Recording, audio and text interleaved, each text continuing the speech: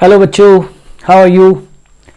बच्चों, आज मैं आपके लिए एक बहुत इंपॉर्टेंट वीडियो लेकर आया हूं जो कि इकोलॉजी के ऊपर बेस्ड है and that is the air pollution या वायु प्रदूषण। ये एक ऐसा टॉपिक है जिसके ऊपर बच्चों को मैटर भी नहीं मिलता है, लेकिन मुझे लगता है कि इस वाले टॉपिक के अंदर मैंने बहुत सारी इंफॉर्मेशन को कलेक्ट करके और आपके सामने रखने की यहाँ पर कोशिश की है ताकि आपका कोई भी क्वेश्चन गलत ना हो। जैसा कि आप लोग सब जानते हैं कि आजकल इकोलॉजी के ऊपर क्वेश्चन बहुत आने लगे हैं। छोटी छोटी चीज़ें जो आपके एनसीईआरटी के अंदर जो बायोडाइवर्सिटी वाला जैसा टॉपिक है वो बहुत इंपॉर्टेंट है। एक आपके एनवायरमेंटल इश्यूज़ जो एनसीईआरटी क्लास 12th के अंदर है उसमें बहुत सारे टॉपिक्स है छोटे छोटे। यहाँ पर इस एयर पोल्यूशन वाले टॉपिक के अंदर मैंने बहुत सारे छोटे छोटे पॉइंट्स को यहाँ पर कलेक्ट करके और बताने की कोशिश की है। होप सो आप वीडियो को लाइक करेंगे और इसमें जो दी गई इन्फॉर्मेशन है वो आपके एग्जाम्स के लिए बहुत बहुत इंपॉर्टेंट होगी। तो चलिए आज का वीडियो शुरू करते हैं। सो बेटा, वायु प्रदूषण है ना। सबसे पहले आपको ये मालूम होना चाहिए कि वायु प्रदूषण है क्या। What is air pollution. आखिर एयर पोल्यूशन क्या होता है बेटा। इसके अंदर छोटी छोटी जो इन्फॉर्मेशन दे रखी है उसके ऊपर बहुत अपने कॉन्सेप्ट्स को क्लैरिफाई करने की कोशिश करना। कहीं पर भी इसका मैटर अवेलेबल नहीं होता है, आप यहाँ पर इसको क्लैरिफाई करें। ऑलराइट, सो स्टार्ट करते हैं। वायु प्रदूषण। वायु प्रदूषण वातावरण में अतिरिक्त पदार्थों अथवा गैसों की उपस्थिति के कारण होता है। भाई, वायुमंडल के अंदर वायु तो है ही, बहुत सारी अनेकों गैसें हैं, लेकिन वायु प्रदूषण वातावरण में तब होता है जब वातावरण में आकर कई सारे अतिरिक्त पदार्थ या गैसें आकर घुल जाती है। ठीक है, तो वायु प्रदूषण वातावरण में अतिरिक्त पदार्थों, एडिशनल जो सब्सटेंसेस आते हैं तथा एडिशनल गैसेस जब आकर उसमें मिक्सअप हो जाती है हमारे वातावरण के अंदर, तो वो वायु प्रदूषण करती है। अब मनुष्य की गतिविधियों के फलस्वरूप प्रदूषकों का विमोचन मुख्यतः अधिक जनसंख्या वाले तथा औद्योगिक शहरों में होता है। आप देखोगे कि आज भी गांवों में प्रदूषण कम है, लेकिन यदि हम बड़े बड़े औद्योगिक शहरों को देखें, मुंबई को देखें, दिल्ली को देखें, अहमदाबाद को देखें, कानपुर को देखें, लखनऊ को देखें, ठीक है, तो मनुष्य की गतिविधियों के फलस्वरूप आप सब जानते हो कि जो पॉल्यूटेंट्स होते हैं, प्रदूषक जो होते हैं, है ना, जो पॉल्यूटेंट्स होते हैं बेटा, पॉल्यूटेंट्स, उनका विमोचन होता है। और वो विमोचन ज़्यादातर उन एरियाज़ में देखा गया है जहाँ पर अधिक जनसंख्या वाले जो क्षेत्र हैं या औद्योगिक जो शहर हैं। भारत के अंदर देखो, विश्व भर के अंदर यदि आप देखेंगे, अधिक जनसंख्या घनत्व वाले क्षेत्र जहाँ पर बहुत ज़्यादा औद्योगिक क्षेत्र विकसित हुए हैं, वहाँ पर वायु का प्रदूषण बहुत ज़्यादा हुआ है। आज दिल्ली के अंदर, भारत के अंदर यदि देखें तो खुद ये मान लिया गया है कि वहाँ की वायु मानव के लिए उपयुक्त नहीं है। और आज यदि ये हाल है तो अब आप देखो कि थोड़े दिनों के अंदर जब औद्योगिकीकरण और बढ़ जाएगा तो शायद दिल्ली के अंदर लोगों का रहना मुश्किल हो जाएगा। ठीक है, मैंने दिल्ली का एग्जाम्पल इसलिए दिया है क्योंकि देश की राजधानी है और ज्वलंत उदाहरण है। बाकी प्रदूषण मोर एंड लेस दूसरे शहरों के अंदर भी है। अब वायु प्रदूषण दो प्रकार के होते हैं। वायु प्रदूषक जो होते हैं, वायु प्रदूषक जो एयर पॉल्यूटेंट्स होते हैं बेटा, वो दो प्रकार के होते हैं। ये कई बच्चों को कॉन्सेप्ट क्लियर नहीं है कि ये पार्टिकुलेट मैटर क्या होता है। पार्टिकुलेट मतलब कणिकीय, और गैसियस तो आप जानते हैं, गैस। तो वायु प्रदूषक दो प्रकार के होते हैं, एक तो गैसियस फॉर्म में होते हैं और एक कणिकीय रूप में होते हैं। ठीक है ना, हमने कहा था ना, ये पदार्थों के रूप में या गैसों के रूप में, है ना। तो वायु प्रदूषक दो प्रकार के होते हैं, गैस के रूप में और कणी के रूप में। हम दोनों को डिस्कस करेंगे। सबसे पहले हम गैसियस पॉल्यूटेंट्स जो होते हैं, है ना, उनको डिस्कस करते हैं। ठीक है, कौन से पॉल्यूटेंट्स बेटा? गैसियस पॉल्यूटेंट्स या गैसीय पॉल्यूटेंट्स को हम लोग सबसे पहले डिस्कस करते हैं। नाउ, गैसीय प्रकार के ऐसे पदार्थ हैं, गैसीय प्रकार में ऐसे प्रदूषक आएंगे, ऐसे पदार्थ होते हैं जो सामान्य तापमान तथा दाब पर गैस की अवस्था में हो। सीधी सी बात है, गैसीय प्रकार के, क्या कहा है मैंने, गैसीय प्रकार के प्रदूषक कौन होंगे? गैसीय प्रकार के प्रदूषक ऐसे पदार्थ होंगे जो सामान्य ताप पर और सामान्य दाब पर, मतलब नॉर्मल टेम्परेचर और प्रेशर के ऊपर किस अवस्था में हो बेटा, गैसीय अवस्था में हो। और जो कणिकीय पदार्थ होते हैं, कणिकीय पदार्थ जिनको कि हम अंग्रेजी के अंदर पार्टिकुलेट मैटर कहते हैं, तो नेचुरल है कि कणिकीय पदार्थ किस रूप में होंगे, ठोस कणों के रूप में होंगे। कणिकीय पदार्थ किस रूप में होंगे, या तो ठोस कणों के रूप में होंगे, सॉलिड पार्टिकल्स के रूप में, या ये तरल बूंदों के रूप में हो सकते हैं। वेरी वेरी इंपॉर्टेंट, इंग्लिश में इसको एरोसोल कहते हैं, आपने ये नाम सुना होगा। तो या तो ये सॉलिड पार्टिकल्स के रूप में होते हैं या एरोसोल्स के रूप में होते हैं, के बने होते हैं। इनके छोटे होने के कारण, ये बहुत छोटे होते हैं, इनके छोटे होने के कारण ये वायु में हमेशा क्या करते रहते हैं बेटा, तैरते रहते हैं। जैसे कि कालिग जिसको कि सूत कहते हैं, या धुआं, धूल, एस्बेस्टोस तंतु, कीटनाशक, कुछ धातु जैसे Hg, Pb, Cu, है ना, Fe, ये सब क्लियर है। वापस से बोल रहा हूँ, कणिकीय पदार्थ जो होते हैं बेटा वो या तो ठोस कणों के रूप में होते हैं, कणिकीय जैसे नाम दर्शा रहा है, या तो ठोस कणों के रूप में होंगे या तरल बूंदों एरोसोल के रूप में हो सकते हैं। और इनके ये जो कणिकीय पदार्थ के जो कण होते हैं ना, इनके छोटे होने के कारण ये क्या होते हैं, पर्टिकुलेट मैटर जो होता है वो बहुत छोटा होता है बेटा, कणिकीय पदार्थ बहुत छोटा होता है, तभी तो कण का है उसे, ठीक है। छोटा होने के कारण ये वायु में क्या करते रहते हैं, तैरते रहते हैं। जैसे उदाहरण के तौर पर कालिक जिसको सूत कहते हैं, या धुआं, धूल, एस्बेस्टोस तंतु, कीटनाशक, कुछ तंतु, है ना, जैसे मरकरी है, लेड है, कॉपर है, आयरन है, ठीक है ना, और कुछ जैविक कारक तथा जैविक कारक। जैविक कारकों में कौन होते हैं बेटा, biological agent like tiny dust mites, ये माइक्रोस्कोपिक पार्टिकल्स है बेटा, ठीक है ना, बहुत छोटे, है ना, बहुत छोटे होते हैं। तो जैविक कारकों में सूक्ष्म धूल बरूथी कहते हैं इसे, biological agents like tiny dust might. बेटा ये टाइनी डस्ट माइट जो होते हैं वो एलर्जी उत्पन्न करने का काम कर सकते हैं, ठीक है ना। ये परागकण जो होते हैं ये भी उसी के अंदर आते हैं। तो ये परागकण वगैरह और बरूथी जो है, माइट्स जिनको कि कहते हैं, ये माइट्स और परागकण, बरूथी और पोलन ग्रेन, ये दोनों ही क्या कर सकते हैं, एलर्जीज वगैरह कर सकते हैं, ठीक है। तो ये ध्यान रखना है।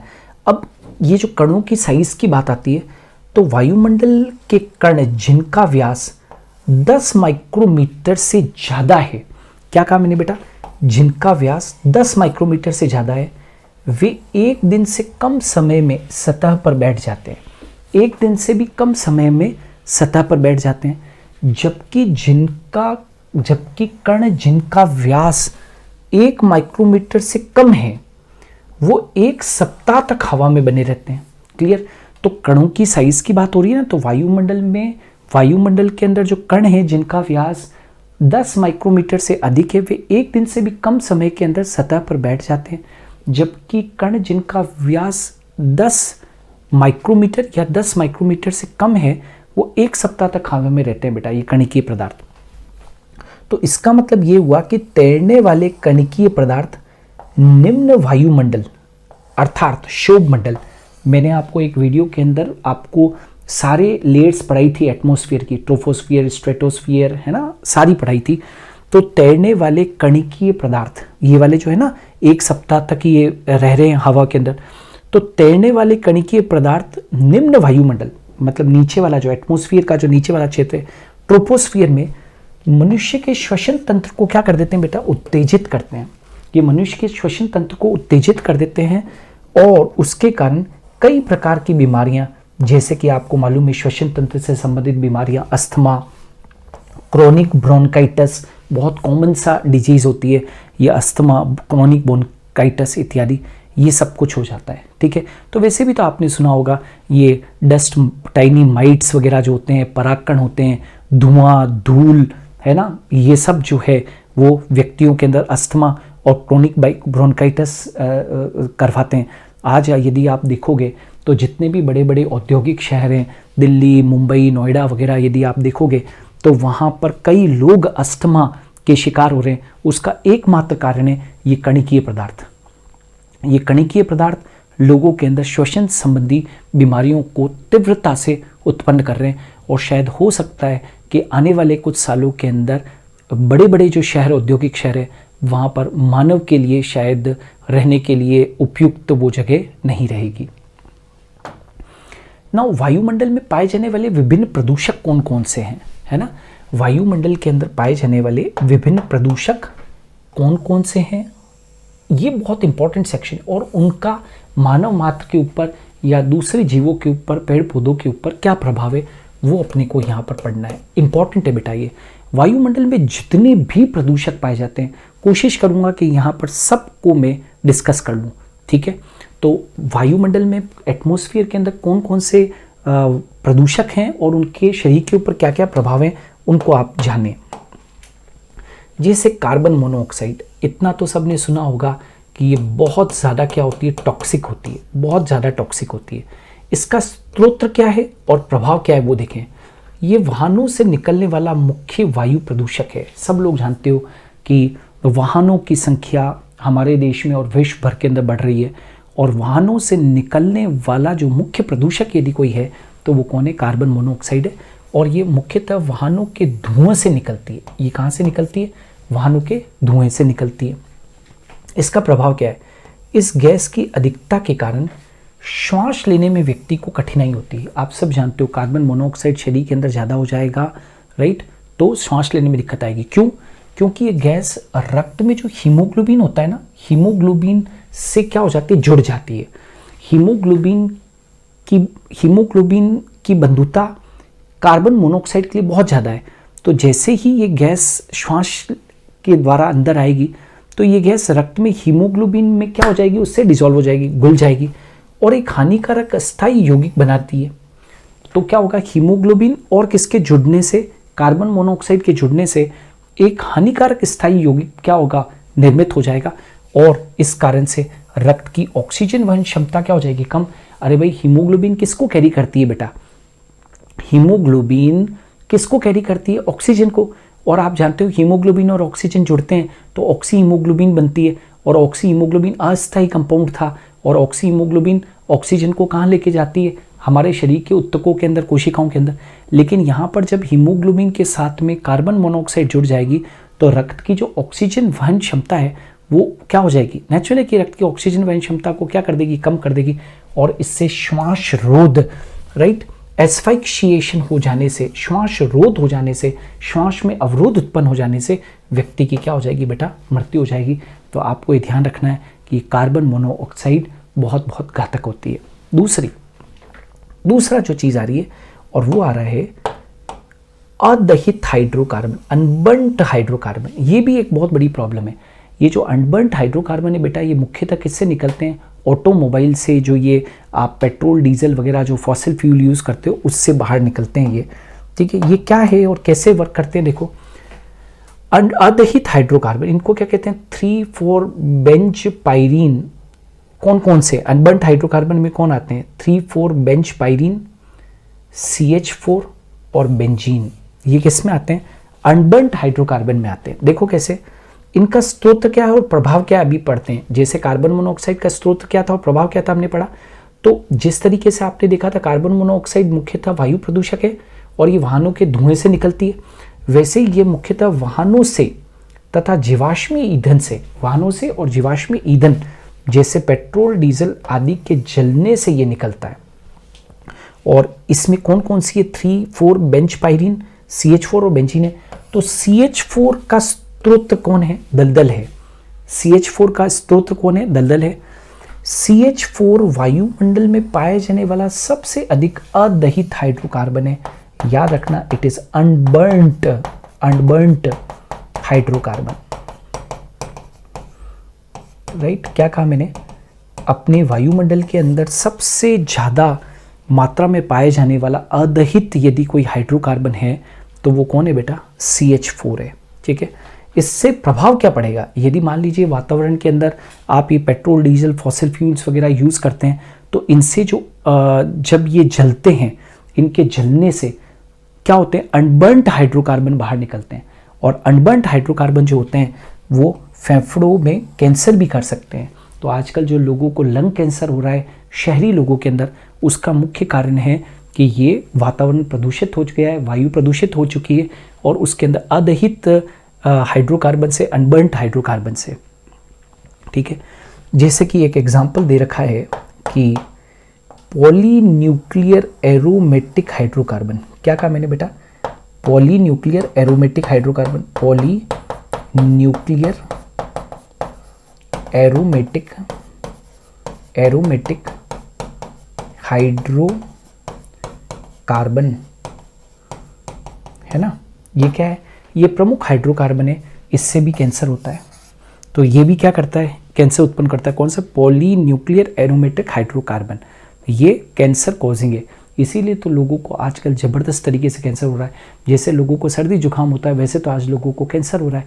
आप देखो अपने आसपास नज़र घुमा के देखेंगे आपको, तो बहुत सारे कैंसर रोगी आपको मिल जाएंगे। और एक बार कैंसर हो गया तो मतलब बहुत ज़्यादा संभावना होती है कि व्यक्ति रिकवर कम करता है, ठीक है। तो ये ध्यान रखना है। अब आ जाते हैं बेटा, अभी तक क्या पढ़ा है मैंने, अनबर्न्ड हाइड्रोकार्बन्स, और फिर मैंने क्या पढ़ा है आपको, कार्बन मोनोऑक्साइड। अब थोड़ा सा और आगे बढ़ते हैं। इथाइलिन, ये तो सभी ने सुना है ना। 11th क्लास के अंदर जब हम लोग ग्रोथ हार्मोन्स वगैरह पढ़ाते हैं तब भी बताते हैं ये कि स्रोत क्या है, फलों को पकाने के समय यह गैस वातावरण में मुक्त हो जाती है। इथाइलिन के लिए जब भी मैं पढ़ाता हूँ क्लास में तो कहता हूँ इथाइलिन एक प्रदूषक है, इथाइलिन इज अ पॉल्यूटेंट, फलों को पकाती है ना ये। तो स्रोत क्या है, फलों को पकाने के समय ये गैस वातावरण में मुक्त होती है, ठीक है।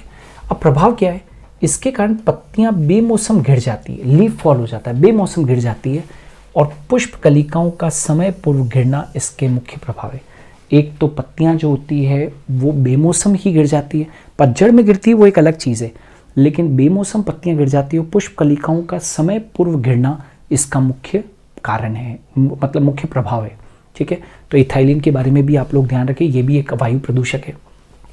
अब आ जाते हैं नाइट्रोजन ऑक्साइड, बहुत खतरनाक नाइट्रोजन ऑक्साइड, नाइट्रोजन NO और NO2 के रूप में, ठीक है। स्रोत क्या है, वाहनों में जीवाश्म ईंधन के जलाने से, है ना, NO2 पोल्यूशन आप सब जानते हो। तो वाहनों में जीवाश्म ईंधन का मतलब समझते हैं बेटा, ये जो फॉसिल फ्यूल्स होते हैं ना, फॉसिल फ्यूल्स कौन से, पेट्रोल डीजल वगैरह, उनको यूज़ करने से वाहनों में जीवाश्म ईंधन को जब बर्न्ड होते हैं, वो जलते हैं, तो नाइट्रोजन ऑक्साइड बाहर निकलती है। प्रभाव क्या है, इसके कारण वायुमंडल में अम्लीय वर्षा, है ना, एसिड रेन तो तुमने सुना है, एसिड रेन तथा प्रकाश रासायनिक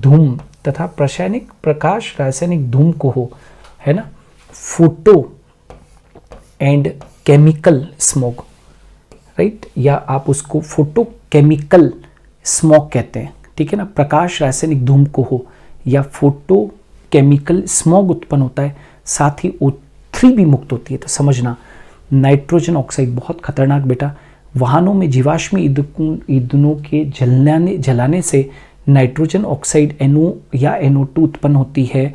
इसके कारण वायुमंडल में एसिड रेन होती है और फोटोकेमिकल स्मॉग उत्पन्न होता है, और साथ के साथ ओजोन भी क्या होती है, मुक्त होती है, O3 भी मुक्त होती है, ठीक है। नाउ नाइट्रोजन ऑक्साइड व O3, नाइट्रोजन ऑक्साइड जो हमने कहा ना, नाइट्रोजन ऑक्साइड व O3 पौधों के लिए बहुत अधिक हानिकारक है।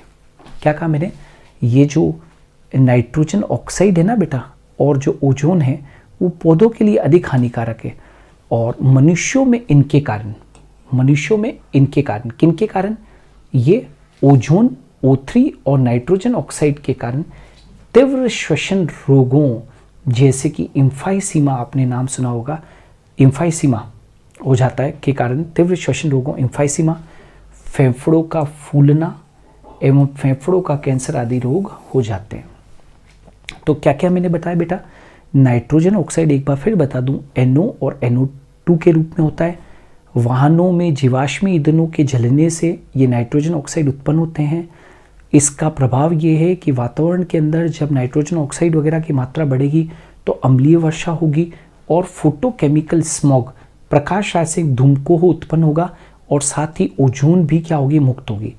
नाइट्रोजन ऑक्साइड और जो ये ओजोन है वो पौधों के लिए बहुत हानिकारक होती है, और मनुष्यों में इनके कारण, यानी कि नाइट्रोजन ऑक्साइड और ओजोन के कारण तीव्र श्वसन रोगों, तीव्र श्वसन रोगों जैसे एम्फाइसीमा, फेफड़ों का फूलना एवं फेफड़ों का कैंसर भी उत्पन्न हो सकता है। तो ये भी एक मुख्य प्रदूषक है, मुख्य वायु प्रदूषक है। अब आ जाते हैं सल्फर ऑक्साइड। जितना नाइट्रोजन ऑक्साइड प्रदूषक है उतना ही सल्फर ऑक्साइड भी प्रदूषक है। आपको मालूम है दिल्ली के अंदर, नई दिल्ली के अंदर SO2 का पोल्यूशन ज़बरदस्त है, SO2 और SO3 का। तो सल्फर ऑक्साइड स्रोत क्या है? ये सबसे हानिकारक गैसीय प्रदूषक है, सबसे हानिकारक। जैसा कि मैंने आपको कहा है कि ये बहुत बहुत हानिकारक प्रदूषक है। दिल्ली के अंदर इसकी मात्रा बहुत ज़्यादा हो चुकी है। इसका मुख्य स्रोत कोयले का जलना, स्मेल्टर्स से जो निकलती है गैसें, तेल रिफाइनरी आदि, ये तो इसके स्रोत है। कौन कौन हो गए बेटा? कोयले के जलने से, स्मेल्टर्स से निकलने वाले धुएं से, राइट, और तेल रिफाइनरी आदि से सल्फर ऑक्साइड उत्पन्न होते हैं। प्रभाव क्या है? SO2 प्रदूषण युक्त क्षेत्रों में लाइकेन एवं मॉस वृद्धि नहीं करते, तभी तो कहते हैं कि SO2 is pollution indicator. Pollution indicator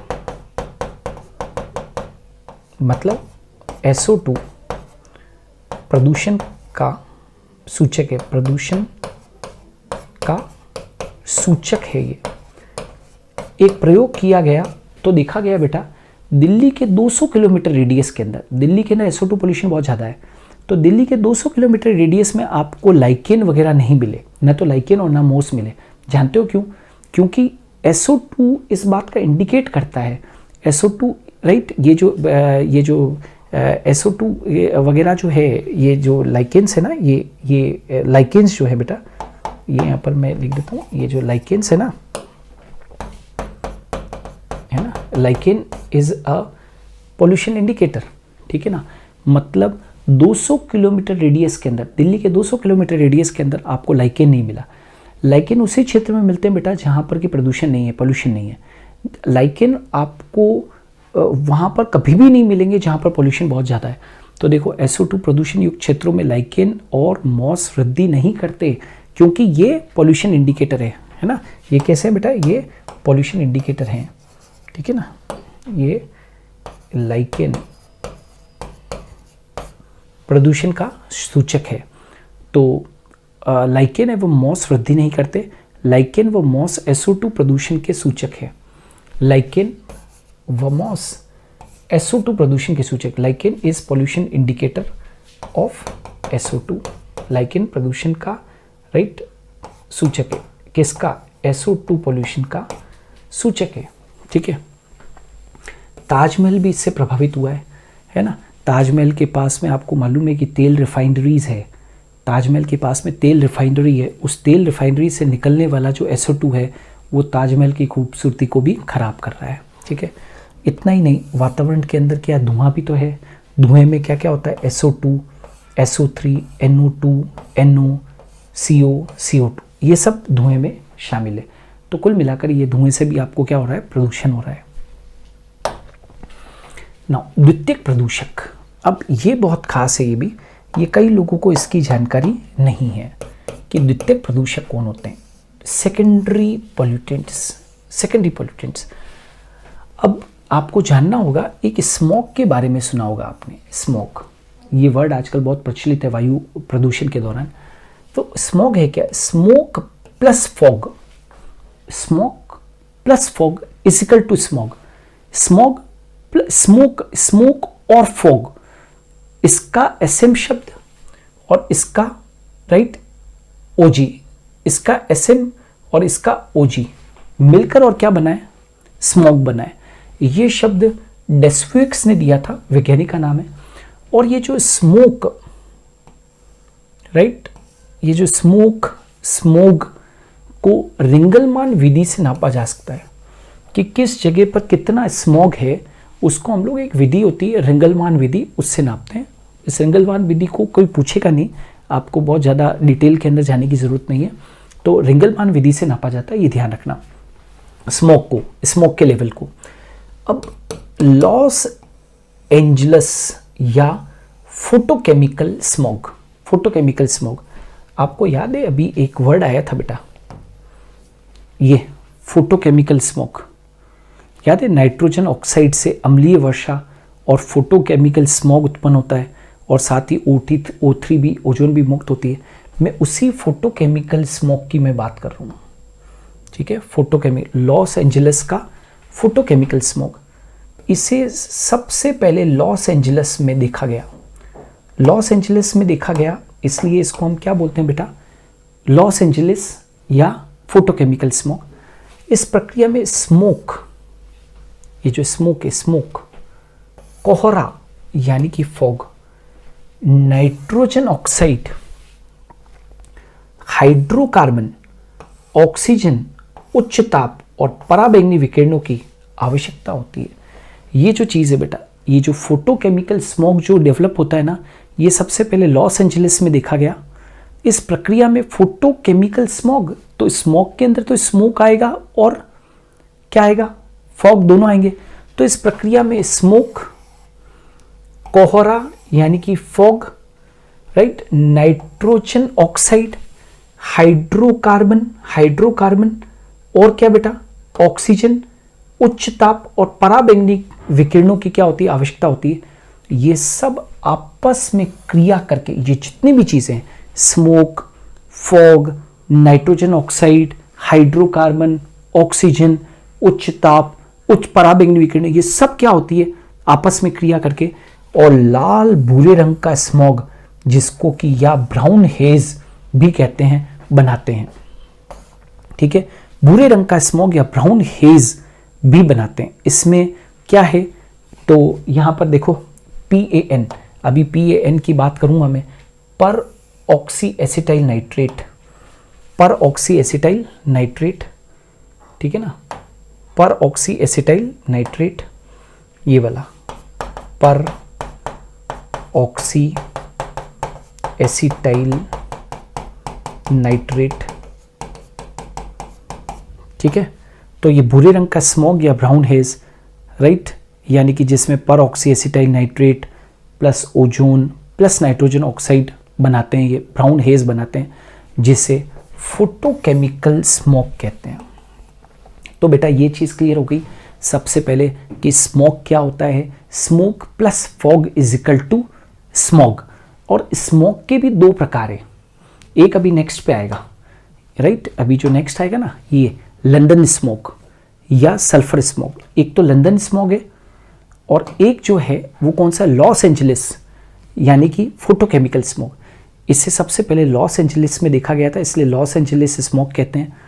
इस प्रक्रिया में स्मोक प्लस कोहरा यानी कि fog plus nitrogen oxide plus hydrocarbon plus ozone plus oxygen, मतलब ऑक्सीजन, उच्च ताप, पराबैंगनी किरणों की आवश्यकता होती है। ये सब क्रिया करके और एक लाल भूरे रंग का स्मॉग या ब्राउन हेज बनाते हैं और इसे ही बेटा अपने फोटोकेमिकल स्मॉग के नाम से जानते हैं। क्लियर। अब इस फोटोकेमिकल स्मॉग का, राइट, इसका प्रभाव क्या है, ये एक सेकेंडरी पॉल्यूटेंट की कैटेगरी में आ रहा है। इसका प्रभाव क्या है वो देखो। स्मोक के कारण स्मोक प्लस फॉग के कारण अजैविक पदार्थ जैसे रबर आदि क्रैक हो जाते हैं। और रबर वगैरह जो होते हैं वो बिल्कुल क्या हो जाते हैं, क्रैक हो जाते हैं। स्मॉग में जैसा कि मैंने बताया पैन पर ऑक्सी एसिटाइल नाइट्रेट का निर्माण होता है, राइट। ये प्रकाश संश्लेषण की हिल्स अभिक्रिया में जल के प्रकाश अपघटन को रोकता है। Very very important. हिल्स अभिक्रिया मतलब समझते हो कौन सी होती है बेटा, लाइट रिएक्शन। इतना तो सबने सुना होगा, लाइट रिएक्शन को, प्रकाश संश्लेषण की प्रकाश की अभिक्रिया में जल के प्रकाश अपघटन को रोकता है। तो जल के प्रकाश अपघटन को रोकेगा तो ऑक्सीजन वगैरह विमुक्त नहीं होगी। और प्रकाश तंत्र का, प्रकाश तंत्र दो का मतलब समझते हो PS2, प्रकाश तंत्र 2 का संदमन करता है तथा क्लोरोफिल निर्माण की प्रक्रिया को बाधित करता है। अब आप सोचो क्या कहा मैंने, ये जो फोटोकेमिकल स्मॉग है इसका प्रभाव क्या है। फोटोकेमिकल स्मॉग के कारण अजैविक पदार्थ जो रबर वगैरह होते हैं एक तो वो क्रैक हो जाते हैं, और स्मॉग के अंदर आपने देखा था पर ऑक्सी एसिटाइल नाइट्रेट भी पाया जाता है, उसका निर्माण होता है। तो ये प्रकाश संश्लेषण की जो प्रकाशिकीय अभिक्रिया है, हिल्स अभिक्रिया है, उसके अंदर जो जल के प्रकाश अपघटन जो होता है उसको रोक देगा। तो जल का प्रकाश अपघटन नहीं होगा तो O2 की विमुक्ति नहीं होगी, और साथ के साथ ये फोटो सिस्टम 2 का संदमन कर देता है। क्या कर देता है? फोटो सिस्टम 2, प्रकाश तंत्र 2 है ना, ये 2 है राइट। फोटो सिस्टम 2 का ये क्या कर देता है? संदमन कर देगा और क्लोरोफिल निर्माण की प्रक्रिया को भी बाधित करेगा। जंतुओं में जो पैन होगा, जंतुओं में देखो स्मॉग में ये प्रकाश संश्लेषण की क्रिया की जो हिल्स अभिक्रिया है उसके अंदर प्रकाश अपघटन को रोक रहा था, लेकिन जंतुओं में पैन के कारण आंखों में पानी आना, वो फेफड़ों को क्षति पहुंचती है। एक तो फेफड़ों को क्षति पहुंचती है और एक आंखों से क्या आता है? पैन के कारण पानी आता है। दूसरा, ओजोन श्लेष्मिक झिल्ली को भी क्या करता है? हानि पहुंचाता है। जो म्यूकस मेम्ब्रेन होती है, श्लेष्मिक झिल्ली होती है, उसको ये हानि पहुंचाता है। अब आ जाते हैं बेटा दूसरा, और वो आती है लंदन स्मोक। एक तो लॉस एंजलिस स्मोक जिसको कि हमने फोटोकेमिकल स्मोक कहा। अब हम आ रहे हैं सल्फर स्मोक के ऊपर राइट। नेचुरली कि इसको सबसे पहले कहाँ देखा गया था? लंदन में देखा गया था, इसलिए इसको लंदन स्मोक आ गया। अब इस प्रक्रिया में कोयला, धुआं, सल्फर डाइऑक्साइड, ये सल्फर स्मोक है ना बेटा, ये सल्फर स्मोक है। वो क्या था? फोटोकेमिकल स्मोक था, ठीक है ना। यहाँ पर क्या है? सल्फर स्मोक है, तो नेचुरली कि सल्फर ऑक्साइड। वहाँ पर क्या था बेटा? वहाँ पर क्या क्या थे? ये सब नाइट्रोजन ऑक्साइड वगैरह था राइट। अब यहाँ पर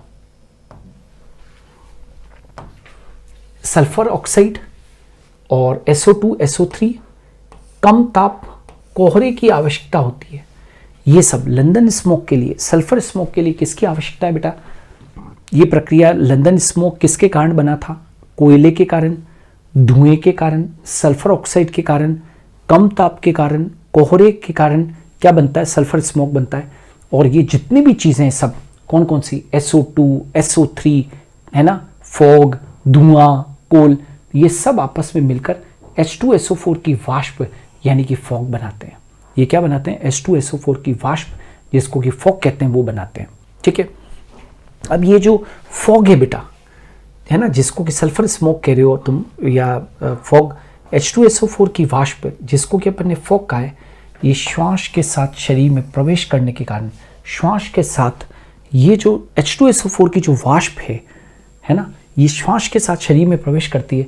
और इसके कारण लंदन में ऐसा देखा गया था कि 1952 में 4000 व्यक्तियों की क्या हो गई थी? मृत्यु हो गई थी। ये जो सल्फ्यूरिक एसिड H2SO4 की जो वाष्प है राइट, या जो ये फॉग है, वो जब श्वास के साथ शरीर में प्रवेश करता है तो लंदन में लगभग 4000 व्यक्तियों की मौत 1952 में हो गई।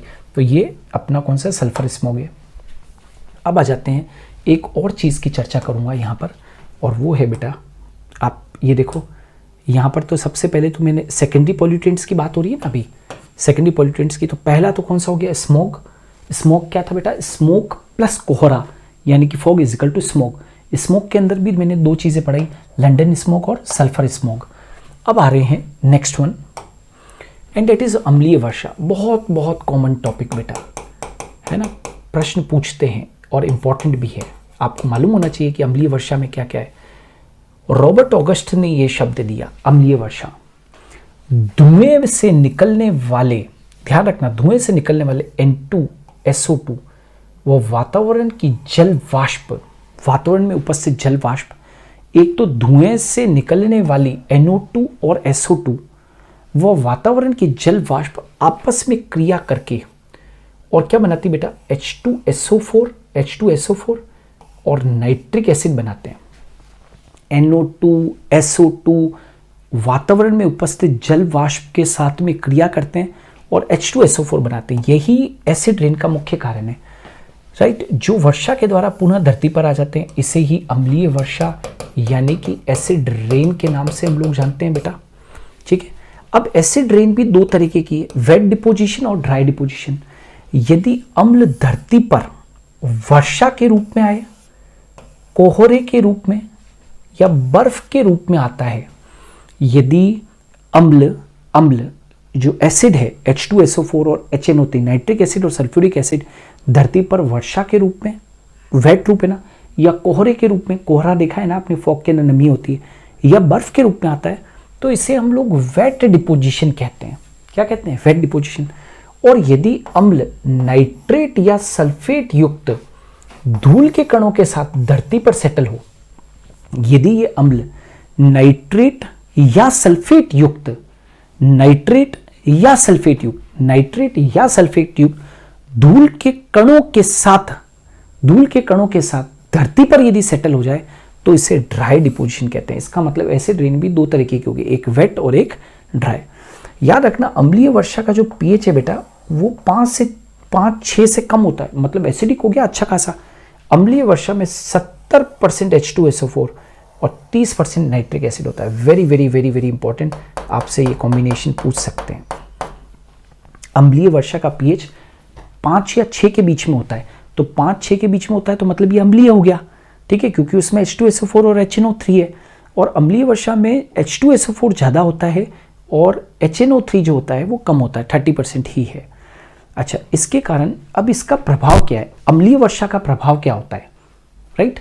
अम्लीय वर्षा का प्रभाव आप लोगों को देखने को मिलेगा, राइट। क्या देखने को मिलेगा, तो सबसे पहले हम लोग अम्लीय वर्षा के प्रभाव को देखते हैं। देखो अब प्रभाव क्या, इसके कारण मृदा व जल में अम्लीयता बढ़ जाएगी। नेचुरली के ऊपर से H2SO4 और HNO3 आ रहा है तो मृदा और जल में अम्लीयता बढ़ जाएगी। और अम्लीय वर्षा से कई सारी ऐतिहासिक इमारतों को नुकसान पहुंचता है। कई सारी ऐतिहासिक इमारतें होती है उनको नुकसान पहुंचता है, जैसे ताजमहल और लाल किला इत्यादि। ये अब सिद्ध हो चुका है कि अम्लीय वर्षा के कारण ताजमहल जैसे खूबसूरत मॉन्यूमेंट को भी क्या हुआ है, खतरा पहुंचा है बेटा, है ना। तो ये एसिड रेन के बारे में जानकारी रखिए। अब आ जाते हैं ग्रीन हाउस इफेक्ट। सब जानते हो कि ये सिंपल सा टॉपिक है, लेकिन फिर भी नीट के अंदर, राइट, ये बहुत इंपॉर्टेंट रोल प्ले करेगा, है ना। ग्रीन हाउस गैसेस के ऊपर पता नहीं कितनी बार ग्रीन हाउस गैसेस वगैरह के ऊपर नीट के अंदर क्वेश्चन पूछा जा चुका है। आप प्रीवियस ईयर के पेपर देख सकते हैं। ये green house effect, green house effect क्या है, देखो कार्बन डाइऑक्साइड सामान्यतया प्रदूषक नहीं होती, सामान्यतया तो प्रदूषक नहीं होती ना, एनवायरमेंट के अंदर है CO2, ठीक है। अधिक मात्रा में होने पर यह गैस पृथ्वी के ऊपर एक मोटा आवरण बना देती है। वैसे तो ये प्रदूषक नहीं होती है, लेकिन यदि इसकी मात्रा अधिक हो जाए तो ये गैस जो होती है वो पृथ्वी के ऊपर एक मोटा सा क्या बना देती है, आवरण बना लेती है, और पृथ्वी से वापस लौटने वाली ऊष्मा को रोकने लगती है। भाई जितना ऊपर से आ रही है, राइट, जितनी भी ऊष्मा आ रही है वो वापस क्या नहीं होगी, परावर्तित, वापस उल्टी नहीं जा पाएगी। पृथ्वी से वापस लौटने वाली ऊष्मा को क्या कर देती है, रोक देती है। ठीक उस तरीके से जैसे कि आप एक कार के सारे शीशे बंद कर दीजिए तो अंदर से वो जो ऊष्मा है वो अंदर तो आ जाएगी, लेकिन वो वापस से कांच के बंद होने के कारण, ग्लास पैनल होने के कारण वो बाहर नहीं जा पाती है। तो आपकी गाड़ी बहुत हीटेड हो जाती है। गर्मियों के दिनों के अंदर आप देख सकते हो कि यदि आपकी भीषण गर्मी के अंदर आपकी गाड़ी बाहर खड़ी रह जाए और फिर अब आपको बैठना हो अंदर, तो आपकी क्या हालत होगी वो आप समझ सकते हो, ठीक है। तो पृथ्वी से वापस लौटने वाली ऊष्मा को रोकने लगती है। क्यों? क्योंकि CO2 का मोटा सा आवरण पृथ्वी के ऊपर बन जाता है CO2 के अधिक होने के कारण। तो पृथ्वी से वापस लौटने वाली ऊष्मा ऊपर नहीं जा पाएगी, तो वो नीचे ही बनी रहेगी। तो नेचुरल है कि पृथ्वी के उस क्षेत्र का तापमान क्या हो जाएगा, बढ़ जाएगा। बस सिंपली इसे ही हम क्या कह देते हैं, ग्रीन हाउस इफेक्ट कह देते हैं। अरे भाई ऊष्मा वापस लौटकर नहीं जा पा रही है, परावर्तित नहीं हो पा रही है, तो क्या होगा, वहां पर ही क्या होगी, वो ऊष्मा हीटअप करेगी पूरे अर्थ के एनवायरनमेंट को। इसे ही ग्रीन हाउस इफेक्ट कहते हैं। अब जो सबसे इंपॉर्टेंट जो चीज़ है वो ये है कि मुख्य ग्रीन हाउस गैसें कौन कौन सी हैं। तो CO2, CH4, N2O, CFC और O3, carbon dioxide, methane, right, N2O, chlorofluorocarbon, जानते हो ना CFC मतलब क्या है, सबसे महत्वपूर्ण क्लोरोफ्लोरोकार्बन, O3 व जल वाष्प आदि है। इसके अतिरिक्त उद्योगों और कृषि से विमोचित, इसके अतिरिक्त उद्योगों और कृषि से विमोचित, इसके अलावा ये तो है ही है, इसके अलावा कृषि और उद्योगों से विमोचित SO2, NO2, CFC भी ग्रीन हाउस प्रभाव को बढ़ाने में सहयोग देते हैं। जैसे कि उदाहरण के तौर पर ये बेटा एक NCERT का डायग्राम मैंने इंक्लूड किया है। इसके ऊपर पता नहीं कितनी बार प्रश्न पूछा गया है, ठीक है ना, बहुत बार प्रश्न पूछा गया है। तो यहां पर ध्यान देने योग्य बात है कि CO2 सबसे महत्वपूर्ण गैस है, ग्रीन हाउस गैस। कितना परसेंट है? 60%। उसके बाद में यदि आप देखोगे तो ये ग्रीन हाउस गैसेस की मैं बात कर रहा था ना बेटा, ये देखो ना CO2, CH4, N2O, CFC, O3 इत्यादि। तो CH4 कितनी है उसके बाद में 20% है, फिर CFC कितनी है बेटा 14% है, और N2O कितनी है 6% है। इनके percentage don't forget this diagram, don't forget this diagram, ठीक है ना। इस डायग्राम को भूलना नहीं है, कभी भी पूछ लेंगे। साथ ही साथ पिछले कुछ वर्षों के अंदर आपको बता दूं कि CO2 निरंतर बढ़ती चली जा रही है, CO2 निरंतर बढ़ती चली जा रही है ना। ये डायग्राम है वो शो कर रहा है increase in mean carbon dioxide concentration in the atmosphere from 1959 to 2001। 1951 के अंदर कितने ppm थी आप देख सकते हो, 1959 के अंदर कितने ppm थी, और 2001 तक आते आते कहीं इसने गिरने का नाम नहीं लिया है। आप देख सकते हो कि सीधा ग्राफ ऊपर की तरफ बढ़ रहा है, और कहां तक पहुंच चुका है 380 ppm तक पहुंच चुकी है। वातावरण के अंदर 380 ppm को क्रॉस कर चुकी है। आर गेटिंग पार्ट्स पर मिलियन, जानते हो ना राइट, कितनी है पार्ट्स पर मिलियन। तो एक्चुअल में एनवायरनमेंट में होनी चाहिए 300 ppm, लेकिन बढ़कर ये कितनी हो गई 380, और ये रुक नहीं रही है, ये लगातार बढ़ती रह रही है, जो कि बहुत बहुत घातक हो सकता है आने वाले सालों के अंदर। नाउ अब आप सब जानते हो कि ये जो ग्रीन हाउस इफेक्ट वगैरह हो रहा है ना, इन सब के कारण क्या होगी बेटा, ग्लोबल वार्मिंग, है ना। ये सबसे मतलब यूं समझ लो कि ये इंटरनेशनल कंसर्न का मैटर है, ये केवल भारत देश का ही नहीं, ये इंटरनेशनल मैटर है ग्लोबल वार्मिंग। मतलब इससे कोई एक देश प्रभावित नहीं हो रहा है, इससे तो ग्लोबल वार्मिंग से तो पूरा विश्व प्रभावित हो रहा है, और मानव की कई सारी करतूतों के कारण ग्लोबल वार्मिंग हो रही है, ठीक है ना। देखो इस प्रक्रिया में CO2 की परत जो कि पृथ्वी के चारों ओर बन जाती है, अभी आपने देखा CO2 की परत बन जाएगी तो ऊष्मा वापस लौट नहीं पाएगी, तो यहाँ पर क्या होगी बेटा, अर्थ के सरफेस पे गर्मी बढ़ जाएगी, ग्लोबल वार्मिंग होगी। ग्लोबल वार्मिंग होगी तो ग्लेशियर पिघल जाएंगे, ग्लेशियर पिघल जाएंगे तो समुद्र का लेवल बढ़ जाएगा, समुद्र का लेवल बढ़ जाएगा तो जितने भी तटीय इलाके हैं वो सब डूब जाएंगे। विशेषज्ञ कहते हैं कि 2080 तक आते आते मुंबई जैसे शहर पानी के अंदर डूब जाएंगे, ऐसा विशेषज्ञ कहते हैं, मैं नहीं कह रहा हूँ, ठीक है। तो पृथ्वी के चारों ओर बन जाती कम तरंगदैर्घ्य वाली सूर्य विकिरण को पृथ्वी सतह तक आने देते हैं, कम तरंगदैर्घ्य वाली सूर्य विकिरण को पृथ्वी सतह पर तक आने देते हैं, जबकि बड़ी तरंगदैर्घ्य वाले ऊष्मा विकिरणों जो कि गर्म धरती की सतह से निकलती है को वापस वायुमंडल से बाहर नहीं जाने देती है। समझिएगा ग्लोबल वार्मिंग क्यों हो रही है, ट्राई टू अंडरस्टैंड इट।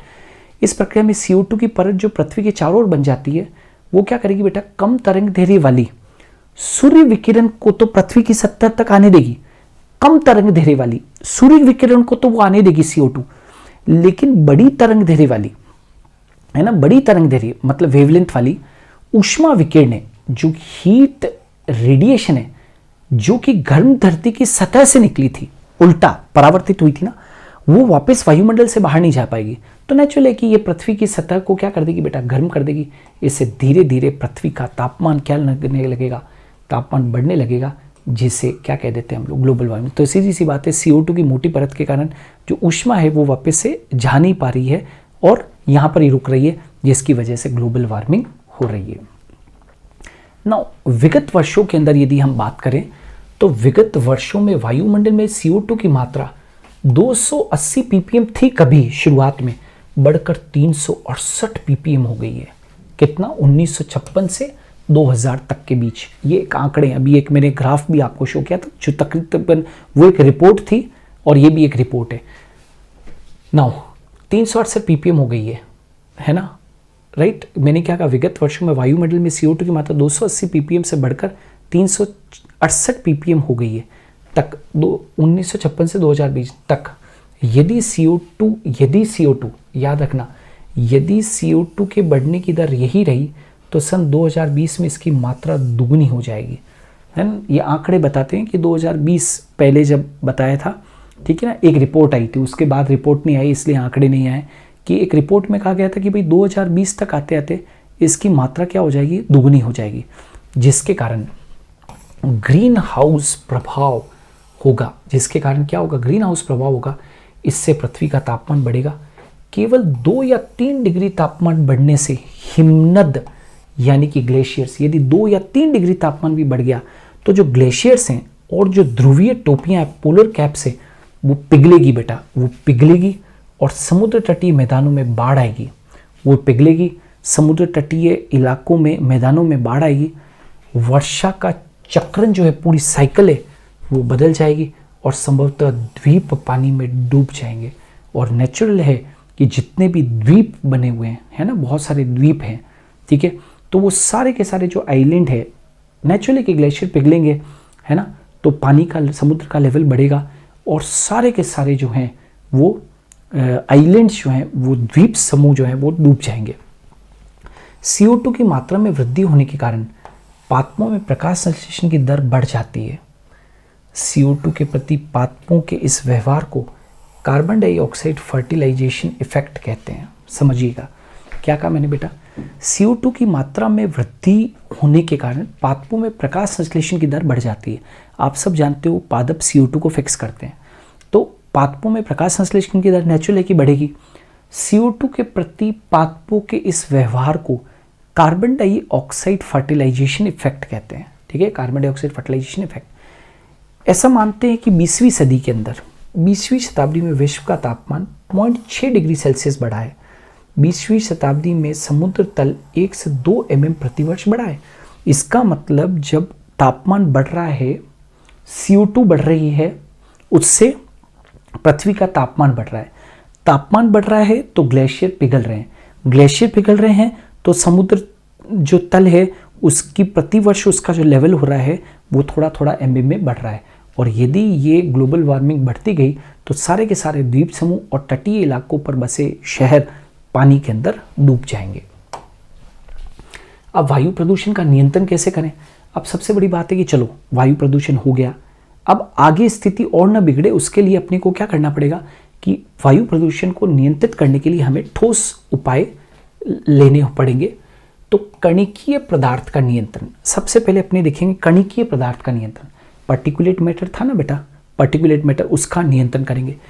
कणिकीय वायु प्रदूषकों, पार्टिकुलेट एयर पॉल्यूटेंट्स, याद है ना, कणिकीय पूरा एयर अभी पढ़ाया था आपको। पार्टिकुलेट एयर पॉल्यूटेंट को हटाए जाने के 2 उपकरण हैं, एक तो होता है प्रगाही और एक होता है मार्जक। बेटा क्या होते हैं? मार्जक, जिसको कि स्क्रबर्स कहते हैं। तो प्रगाही क्या होते हैं? एक तो होते हैं प्रगाही, अरेस्टर, किसी चीज को अरेस्ट करने वाले। इनका उपयोग कणिकीय पदार्थों को प्रदूषित वायु से अलग करने के लिए किया जाता है। इनका उपयोग, अरेस्टर्स का काम क्या होता है? अरेस्ट करना, मतलब वायु के अंदर उपस्थित जो कणिकीय पदार्थ हैं उनको प्रदूषित वायु से अलग करने के लिए इसका किया जाता है। प्रगाही बहुत सारे होते हैं, अलग अलग प्रकार के होते हैं बेटा प्रगाही। जैसे कि प्रगाही कौन कौन से, देखो, प्रगाही अरेस्टर और एक क्या होते हैं? मार्जक। तो एक जो अभी मैं आपको प्रगाही पढ़ा रखा हूं उसमें से इलेक्ट्रोस्टैटिक प्रेसिपिटेटर फिल्टर, ये तो आपने उसमें सुना है, आपके एनसीईआरटी में दे भी रखा है, याद है, एनसीईआरटी में ये दे रखा है इलेक्ट्रोस्टैटिक प्रेसिपिटेटर। ठीक है, और ये शायद आप लोगों के लिए नया है। चक्रवर्ती पृथक्करण या साइक्लोनिक सेपरेटर्स व प्रक्षेप पथ पृथक्करण, ट्रेजेटरी सेपरेटर्स। तो बेटा कणिकीय पदार्थों को यदि आप नियंत्रित करना चाहते हैं तो कणिकीय वायु प्रदूषकों को हटाए जाने के 2 उपकरण हैं, एक प्रगाही होते हैं और एक मार्जक होते हैं। मार्जक अभी अलग से पढ़ाऊंगा। प्रगाहियों का काम क्या होता है, अरेस्टर्स का काम क्या होता है कि कणिकीय पदार्थ को प्रदूषित वायु से अलग करने का क्या करते हैं, काम करते हैं। और प्रगाही भी 2 प्रकार के होते हैं, एक चक्रवाती होते हैं और एक इलेक्ट्रोस्टैटिक प्रेसिपिटेटर होते हैं। आप शायद इससे रूबरू होंगे इलेक्ट्रोस्टैटिक प्रेसिपिटेटर से, अभी डायग्राम भी बताऊंगा। चक्रवाती पृथक्करण का अंदर क्या होता है, इनका ज़्यादातर उपयोग कणिकीय पदार्थों को औद्योगिक उत्सर्जन से कम नमी के साथ अलग करने के लिए होता है। इनका उपयोग बेटा, इनका उपयोग, इनका ये जो चक्रवाती पृथक्करण है या जो ट्रेजेटरी सेपरेटर्स हैं, इनका ज़्यादातर उपयोग, राइट, इनका ज़्यादातर उपयोग कणिकीय पदार्थों को औद्योगिक उत्सर्जन से कम से कम नमी के साथ अलग करने के लिए होता है, कम से कम नमी के साथ में करने के लिए होगा। ये पृथक्करण धूल पृथक्करण नियम पर अपकेंद्रीय बल के द्वारा dust separation by centrifugal force के द्वारा किया जाता है। एक बात बताओ, उनके अंदर नमी होगी, नमी कम होगी, कम से कम नमी के साथ अलग करने के लिए होता है। तो नमी यदि कम होगी तो वो हवा में तैरेंगे नहीं और वो क्या हो जाएंगे, सेटल हो जाएंगे।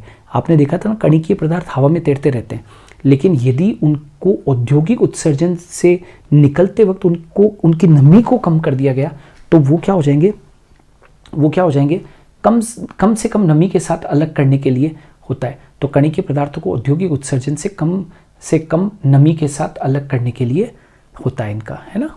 तो वो वायु के अंदर फिर तैरेंगे नहीं, ठीक है। नाउ दूसरा इलेक्ट्रोस्टैटिक प्रेसिपिटेटर, इसका उपयोग अत्यधिक शुष्क कणिकीय प्रदूषणों को अलग अलग करने के लिए किया जाता है। अत्यधिक शुष्क कणिकीय प्रदूषकों को अलग करने के लिए इसका उपयोग होता है, ठीक है। नाउ इलेक्ट्रोस्टैटिक प्रेसिपिटेटर धूल के कणों के विद्युत आवेश नियम के आधार पर, राइट, विद्युत आवेश, अच्छा ऊपर वाला क्या था, ये पृथक्करण धूल पृथक्करण नियम पर अपकेंद्रीय बल के द्वारा अलग किए जाते हैं। यहां पर क्या है, धूल के कणों के विद्युत आवेश नियम के आधार पर काम करते हैं तथा इसे विभिन्न आवेशित प्लेटफॉर्म से एकत्रित करा जाता है। तो मतलब इलेक्ट्रोस्टैटिक प्रेसिपिटेटर बेटा कुछ कुछ इस तरीके के होते हैं, ये वाले, ठीक है ना। तो यहाँ से ये डर्टी एयर आ रही है, फिर यहाँ पर ये डिस्चार्ज कोरोना है, यहाँ पर नेगेटिवली चार्ज्ड क्या होते हैं, वायर्स वगैरह होते हैं। तो यहाँ से ये एयर क्लीन होती है और जो कलेक्शन प्लेट्स होती है वो यहाँ पर धूल कणों का कलेक्शन कर लेगी और डस्ट पार्टिकल्स को यहाँ पर ये सारा कलेक्ट कर देगी। तो यहाँ पर तो डर्टी एयर के अंदर तो बहुत सारे डस्ट पार्टिकल्स थे, लेकिन यहाँ पर क्या दिया गया है, यहाँ पर क्या यूज़ किया गया, अत्यधिक शुष्क कणिकीय पदार्थ को अलग अलग करने के लिए किया जाता है इलेक्ट्रोस्टैटिक प्रेसिपिटेटर धूल के कणों के विद्युत आवेश नियम के आधार पर। मतलब यहाँ पर विद्युत आवेश दिया जाता है और यहाँ पर कलेक्शन प्लेट से जितने भी डस्ट पार्टिकल्स हैं डस्टी एयर के अंदर, वो डर्टी एयर के अंदर उसको कलेक्ट कर लेगी और यहाँ से फ्रेश एयर बाहर निकल जाएगी। तो ये तो इलेक्ट्रोस्टैटिक प्रेसिपिटेटर है। एक बेटा स्क्रबर भी होते हैं, दूसरे वाले जो होते हैं वो कौन होते हैं, स्क्रबर्स होते हैं, मार्जक जिनको की कहते हैं। इनका उपयोग वायु तथा गैस को साफ करने के लिए किया जाता है। शुष्क व आर्द्र दो प्रकार के मार्जक का उपयोग धूल कण पृथक्करण के अंदर होता है। आर यू गेटिंग, क्या कहा मैंने, शुष्क व आर्द्र दो प्रकार के मार्जक का उपयोग धूल कण पृथक्करण में होता है।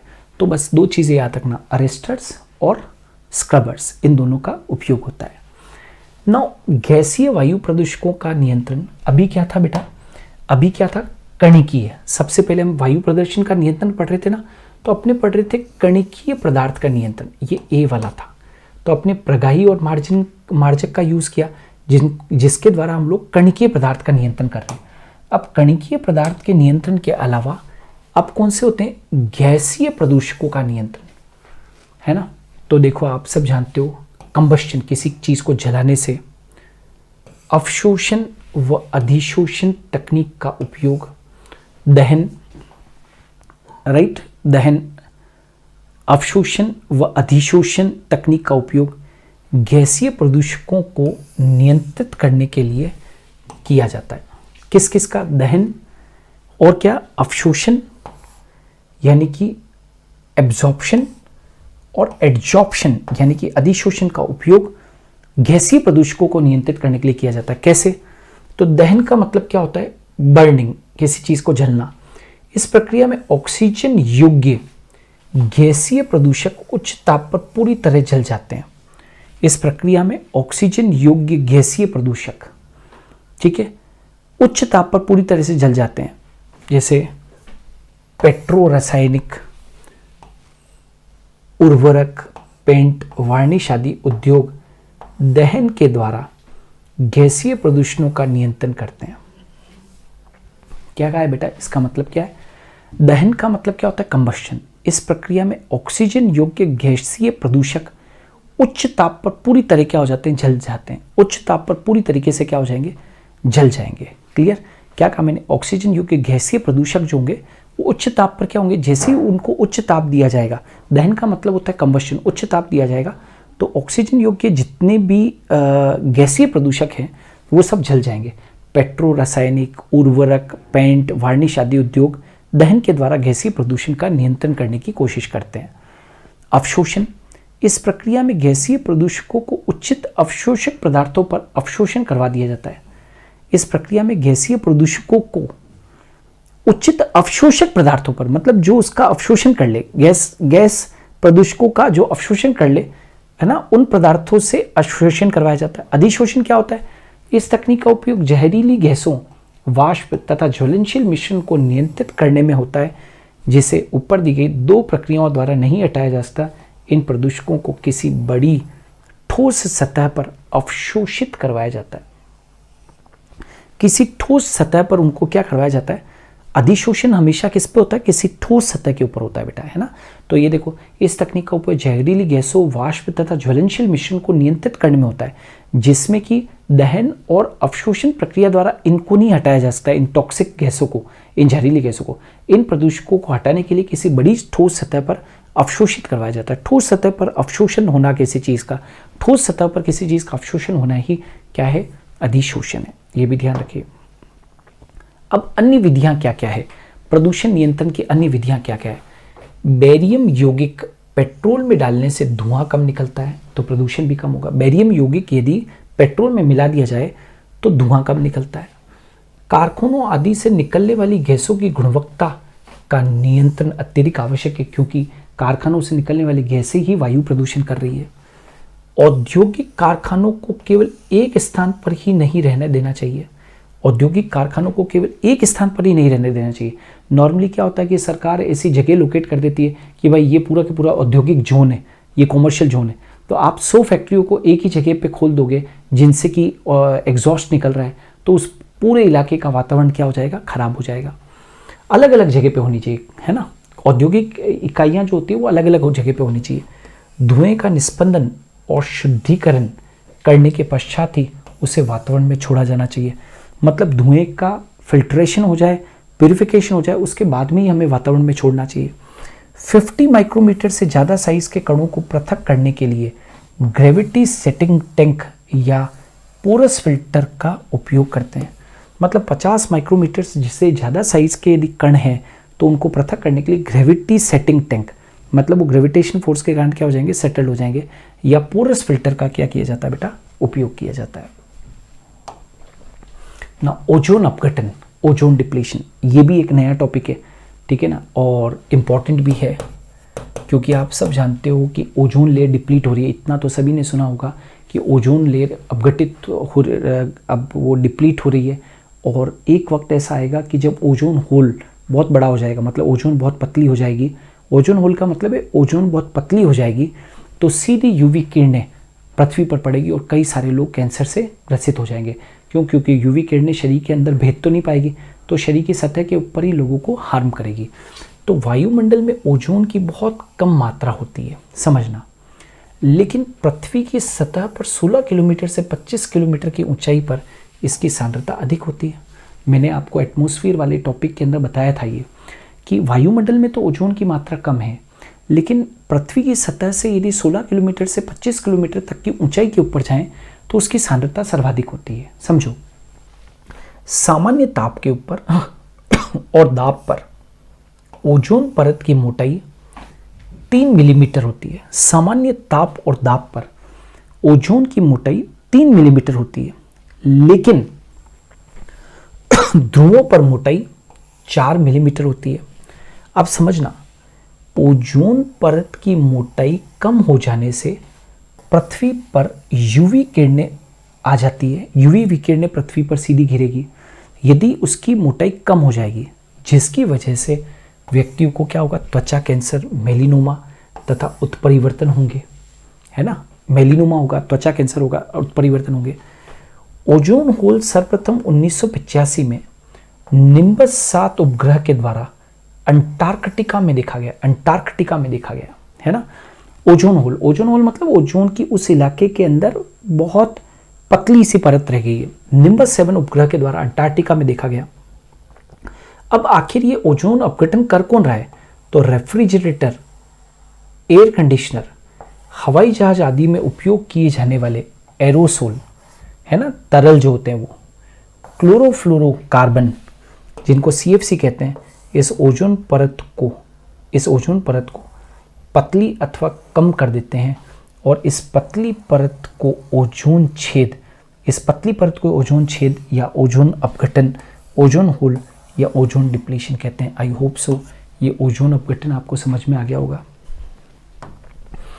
नाउ ये देखो आप, ये O3 कन्वर्ट हो रही है किसके अंदर? O2 प्लस O में, है ना, CFC क्लोरोफ्लोरोकार्बन से। तो इसके फलस्वरूप UV किरण अधिक मात्रा में पृथ्वी तक पहुंचकर इसका तापमान क्या हो रही है? बढ़ा रहे हैं। इसके फलस्वरूप UV विकिरण अधिक मात्रा में पृथ्वी तक पहुंचकर इसका तापमान बढ़ा रहे हैं, पृथ्वी का तापमान। कई प्रदूषक ओजोन परत को नष्ट या पतला करते हैं, जिनमें मुख्यतः तो क्लोरोफ्लोरोकार्बन है। 14% of the total depletion is done by chlorofluorocarbon. Nitrogen oxide 3.5% उसको डिप्लीट कर रही है। CH4 तथा हेलोजन में प्रमुख रूप से क्लोरीन है।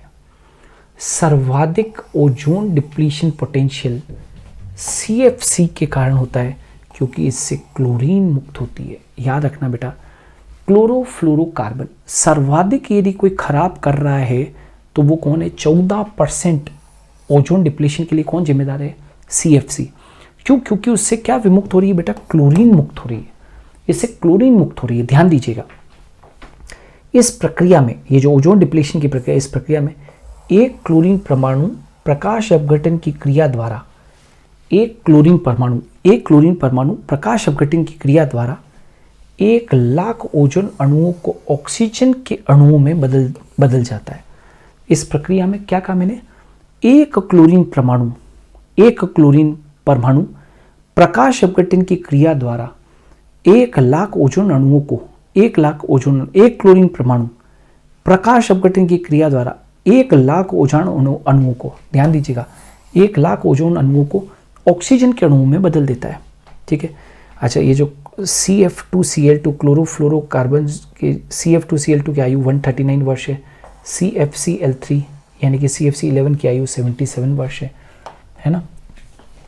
तो ओजोन अपघटन की रासायनिक प्रक्रिया क्या होगी? राइट, ओजोन अपघटन की रासायनिक अभिक्रिया, ये देखो हमने क्या कहा, एक क्लोरीन परमाणु प्रकाश अपघटन की क्रिया द्वारा 1,00,000 ओजोन अणुओं को किस में बदल देगी? ऑक्सीजन के अंदर बदल देगी, है ना। तो ये देखो ओजोन को किस में बदल देगी? ये ऑक्सीजन के अंदर बदल देगी। तो ये कुछ रिएक्शंस है आपके सामने लिखे हुए हैं। CF2Cl2, है ना, CF2Cl2 ये बदल गई किसके अंदर? Cl, और CF2Cl अलग हो गई। अब ये जो Cl है, Cl प्लस O3, है ना, तो ये इसके ऊपर क्रिया कर रही है।